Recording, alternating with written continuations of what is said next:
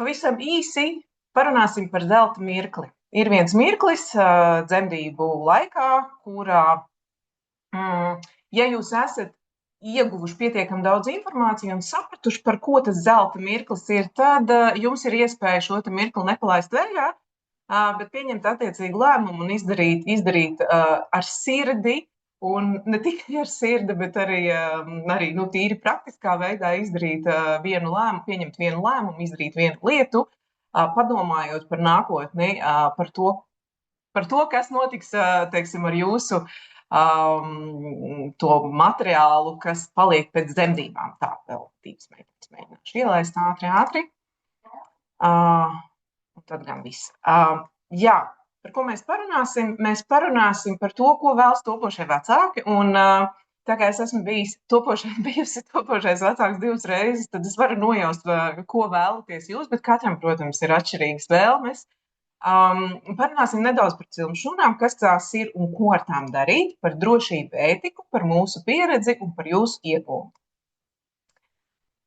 Ko tad vēlas topošie vecāki? Ja jums nav slinkums un vēlaties, varat ierakstīt arī čatiņā, paskatīšos nedaudz vēlāk, bet tā doma, manuprāt, visiem ir kaut kur līdzīga, ka mēs vēlamies kā topošie vecāki, tad, kad mēs kļūsim par vecākiem, mēs vēlamies būt veiksmīgi, mēs vēlamies būt pārtikuši, mēs vēlamies saviem bērniem dot pilnīgi visu, kas viņiem būs nepieciešams.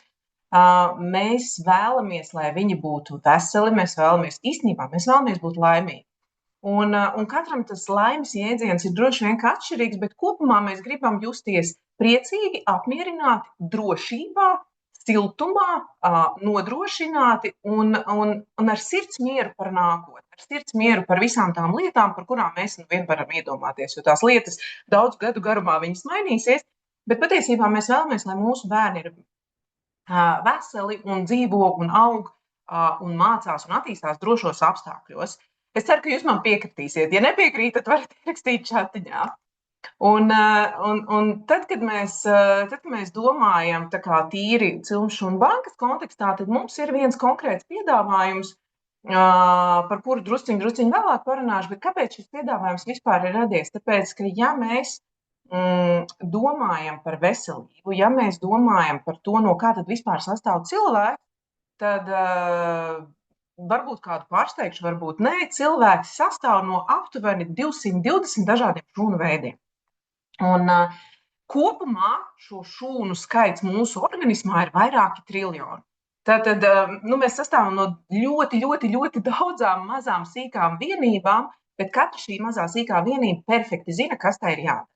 Tātad āda, piemēram, zina, ka katrai ādas šūnai ir jānoārdās reizi 28 dienās, un viņa to zina, kad viņai tas ir jādara. Mēs to nekontrolējam, mēs vienkārši nezinām, kāds process notiek, bet tas notiek automātiski. Tātad cilvēka organisms ir tāds brīnišķīgs, universāls mehānisms, kas pats zina, kas kurā brīdī ir jādara. Tātad mūsos ir ļoti daudz šūnas, un katrai šūnai ir sava funkcija.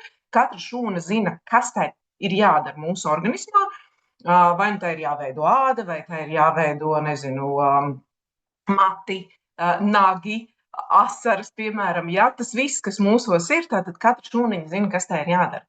Un var gadīties, ka dažādas dzīves apstākļu dēļ kāda no šūnām aizmirst savu funkciju pildīt vai nespēj vairs pildīt savu funkciju.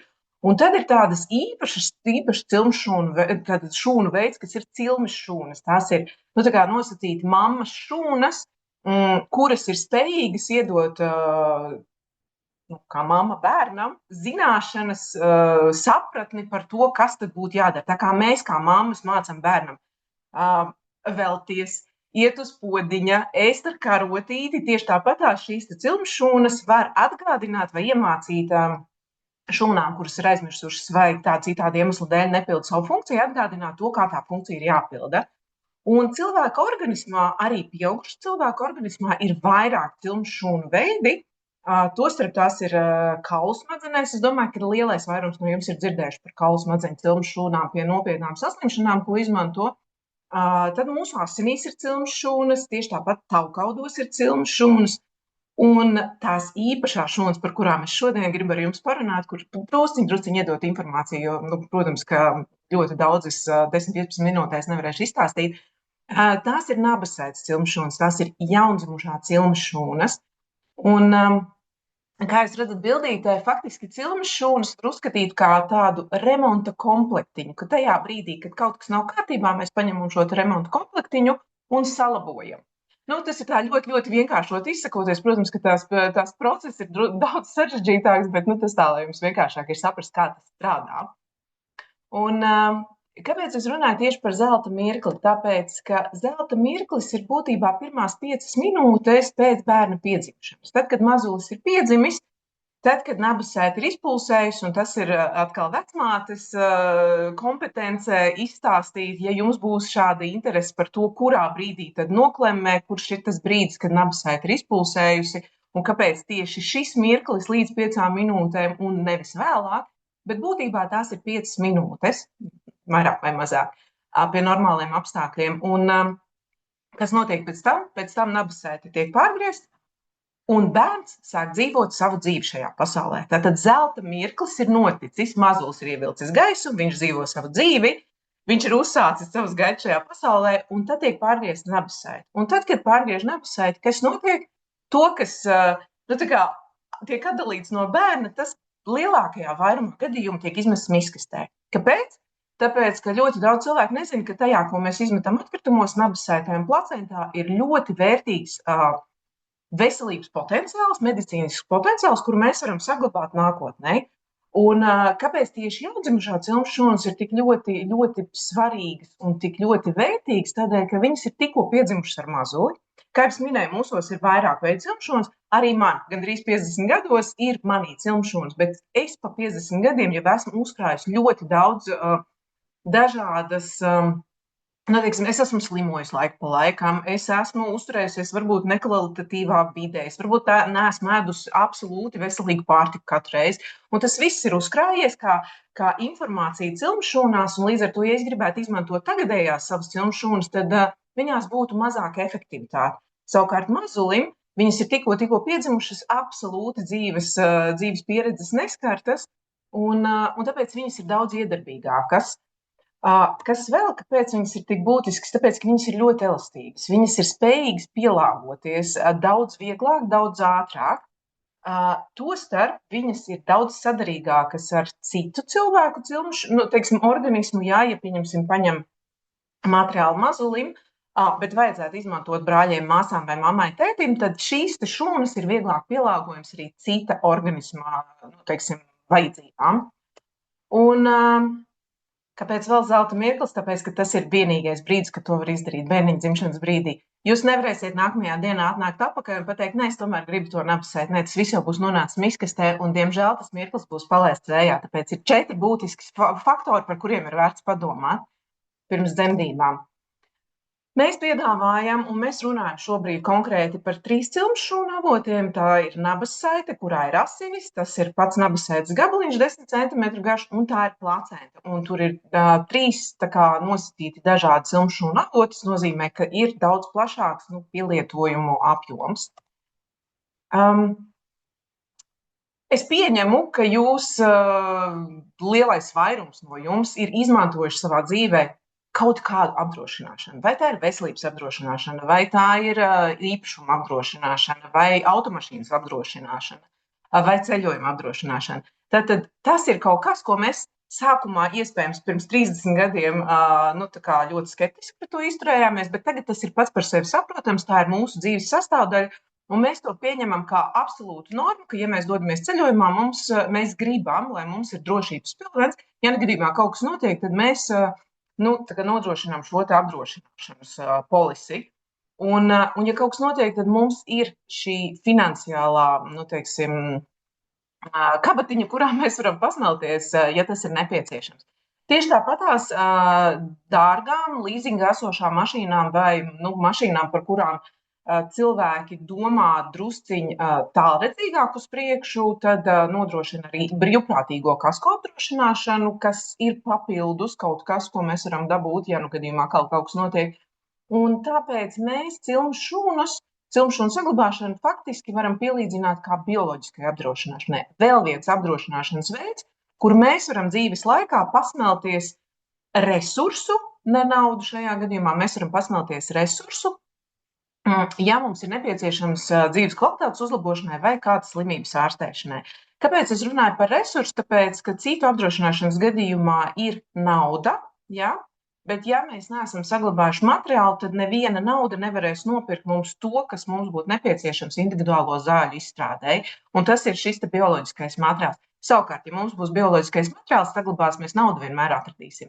Un būtībā mūsu pacienti, mums tādi ir 11 šobrīd, ir tieši piemērs, kā tas notiek, kad, ja ir saglabāts materiāls, bet nav naudiņas, tad caur ziedojumiem šo naudiņu var savākt. Praktiski, kur var pielietot, jau nedaudz pieskāros, tātad asins cilmes šūnas jau šobrīd ir izgājuši diezgan daudz klīniskos pētījumus, ir apstiprināts 80 slimības, kurās patiešām tā ir jau valsts apmaksāta programma, kur varētu izmantot. Piemēram, tas ir asinsvēzis vai imunitātes, teiksim, uzlabošanai, atjaunošanai, tātad funkcija. Es nesaukšu tās slimības, nesaukšu tos stāvokļus, jūs varat mūsu mājaslapā ieiet paskatīties, vienkārši, lai jums ir tāds piemērs, lai jūs saprotat, par ko es runāju. Ja mēs runājam par audu cilmes šūnām, tad jāsaka tā, ka pēdējo 10-15 gadu laikā, un es domāju, ka nākotnē uz priekšu tas notiks vēl ātrāk un vēl straujāk, attīstās reģeneratīvā medicīna. Tā ir tā medicīna, kur mēs nevis glābjam dzīvību, bet mēs atjaunojam kādu funkciju, kura mums varbūt šobrīd ir tā kā, drusciņi sliktākā stāvoklī. Kā piemēram var minēt osteoartrīts, kas ir ceļu skrimšļu atjaunošanas gadījums, pie traumām vai pie, teiksim, ceļu skrimšļu nodiluma, tātad izmanto to audu šūnas. Un te ir iespēja izvēle, vai jūs izvēlaties iet uz operāciju, kur jums ķirurgs griež, kaut ko ņem ārā, kaut ko liek iekšā, vai jūs izvēlaties vienkārši pāris injekcijas ar cilmes šūnām, tātad izstrādātas attiecīgi zāles. Un, vēl kas ir ļoti, ļoti būtiski, ka šo te audu materiālu var izmantot, kā es minēju, jau drusciņi pieskāros visai ģimenei.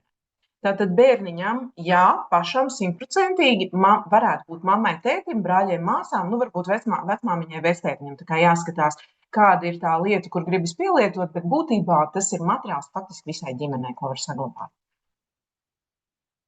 Tad, kad ir kaut kas jauns, nepajautāju gan, starp citu, varbūt varat ierakstīt arī čatā, vai jūs vispār iepriekš, pirms es sāku par šo runāt, kaut ko zinājāt par cilmes šūnām, un varbūt kāda bija asociācija. Bet patiesībā ir tā, ka vienmēr, kad mēs uzzinām kaut ko jaunu, mums rodas jautājums, kas tas ir, ko ar to var darīt, un cik tas ir droši, un vai tas vispār ir pārbaudīts. Un ja es par šo neko nezinu, iespējams, ka tas ir tikko kaut kad radies.